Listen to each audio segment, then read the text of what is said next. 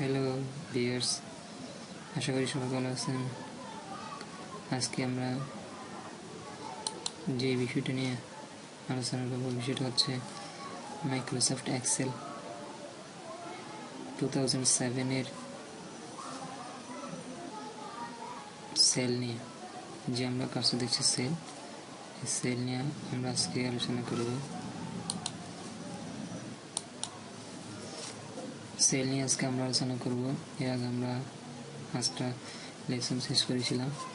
আজকে আমরা সেল যে বিষয়ে সেল করেছি, সেলের আন্ডারে যে সকল বিষয়গুলো আছে সেই সকল বিষয়গুলো আমরা আজকে আলোচনা করবো। ভিউয়ার্স, আমরা এখানে দেখতে পাচ্ছি এটাকে এটাকে বলা হয় রো, আর এটাকে বলা হয় কি কলাম। যেমন A B C D E F G S, এগুলো হচ্ছে এক একটা কলাম। এই বিষয়গুলো নিয়ে আজকে আলোচনা কিছুই না। আজকে আমরা সেই বিষয় নিয়ে, অর্থাৎ আমি যদি প্রয়োজন মনে করেন এখানে লিখছি, আমি এখানে লিখে ফেললাম, কিন্তু হঠাৎ করে দেখতে আমার এখানে একটা রো দরকার, বা হঠাৎ করে এই কলাম দরকার, এই কলাম মাধ্যমে আর একটা কলাম দরকার। সেই ক্ষেত্রে আমরা সেলের সহযোগিতার সাহায্যে সেটা করতে পারবো, অতি দ্রুত করতে পারবো।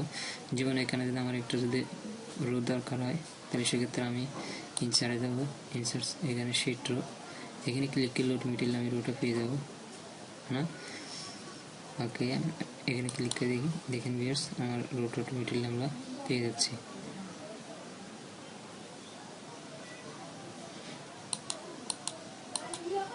আর ভিউয়ার্স, মনে করেন আমার এখানে ইনসার্ট সেল,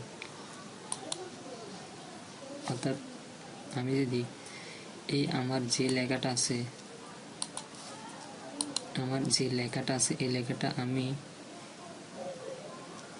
বি কলামে নিয়ে আসবো, অথবা সেটা নিচে নামাবো, লেখাটা নিচে একটা কলাম নিচে নামাবো, এই লেখাটা আমি নিচে নামাবো, এই কলামে নামাবো।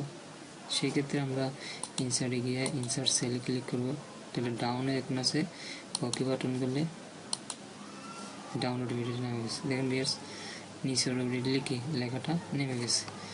অর্থাৎ আবার যদি মনে করেন আমি যদি লেখাটাকে উপরে নিয়ে যাবো, সেক্ষেত্রে ভিউয়ার্স রাইটে, এই অবস্থা ছিল, আমি রাইটে নিয়ে আসবো। সেক্ষেত্রে ইনসার্টে ক্লিক করবো,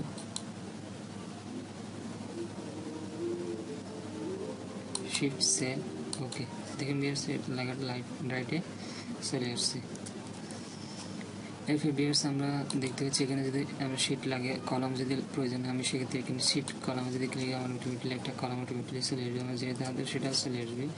ভিউয়ার্স, এরপর আমরা দেখতে পাচ্ছি শিট, ইনসার্ট শিট। যদি আমার এখানে 1 2 3 4 5 আরও অনেকগুলো শিটের দরকার হয়, ইনসার্ট শিটে ক্লিক করলে অটোমেটিকলি আরেকটা শিট যোগ হয়ে যাবে। দেখেন ভিউয়ার্স, আমি যদি ইনসার্ট শিটে দেখেন এখানে 4 নম্বর ছিল, 5 নম্বর চলে আসছে। এটা হচ্ছে সেটা। ভিউয়ার্স, আমরা যদি কোনো শিট যদি সেল যদি ডিলিট করতে, যেমন এখান থেকে কোনো একটা সেল যদি আমি ডিলিট করতে চাই, সেক্ষেত্রে আমি সেটা ডিলিট করে দিতে পারবো। কোনো একটা শিট রো কলাম বা শিট যে ডিলিট করতে চাই, সেটা অটোমেটিকলি এখানে করলে আমরা কি সেটা ডিলিট করতে পারবো। দেখেন ভিউয়ার্স, এখানে আমরা সেটা দেখতে পাচ্ছি, delete cell, delete sheet rows, delete sheet columns, delete sheet, যে কোনো একটা যদি আমি যদি বাদ দিতে চাই, সেটা অটোমেটিকলি এখানে ক্লিক করলে হয়ে যাবে। ভিউয়ার্স, এরপর আমরা দেখতে পাচ্ছি এখানে কি রো হাইট, অর্থাৎ মনে করেন এই রোটা যে আমি এই রোটা আর একটু বড় করবো, সেটা আমরা এভাবে টান দিলেও, এই যে এভাবে টান দিলে বড় হয়ে যাচ্ছে। কিন্তু এভাবে টান না দিয়ে যদি আমরা যদি এখান থেকে নিতে চাই, সেক্ষেত্রে এখানেও সেটা কি, এখানে যদি ক্লিক করবো, অটোমেটিক এখানে আমি সাইজটা লিখে দিলে আমার রোটা আমি পেয়ে যাবো। ওকে ভিউয়ার্স, আবার অটোমেটিক রো ফিট আছে, আবার কলাম হোয়াইট কলাম কি কোনটা বড় করবো অটোমেটিকলি আছে, এটা আছে। হাইট কোনো রোড যদি বা কোনো কলাম যদি কোনো শিট যদি আমি যদি হাইট করতে চাই, সেটা এখানে ক্লিক করলে হবে। আর কোনো প্রতিষ্ঠানে যদি আমি প্রয়োজন নামটা চেঞ্জ করে একটা নাম লিখতে চাই, ওই শিটের নাম রিনেম শিটটা যদি কপি করতে চাই, শিটের টাফ কালার যদি কালার দিতে চাই, সেক্ষেত্রে আমি এটা করতে পারবো। এরপর আমার শিটটা যদি আমি প্রোটেক্ট করতে চাই বা কোনো ধরনের অপ্রীতিকর ঘটনা থেকে সেটা রক্ষা করতে চাই, সেক্ষেত্রে লক সেল আছে, লক প্রোটেক্ট শিট আছে, ফরম্যাট সেল আছে, এগুলো আমরা এখান থেকেই সেটাকে করে দিতে অটোমেটিক্যালি পারবো। ওকে ভিউয়ার্স, আমরা সেল দেখলাম এবং সেলের 3টে বিষয় সম্পর্কে যথেষ্টভাবে অবগত হলাম। ভিউয়ার্স, পরবর্তী লেসন দেখার আমন্ত্রণ জানিয়ে এখানে শেষ করছি। সবাইকে ধন্যবাদ।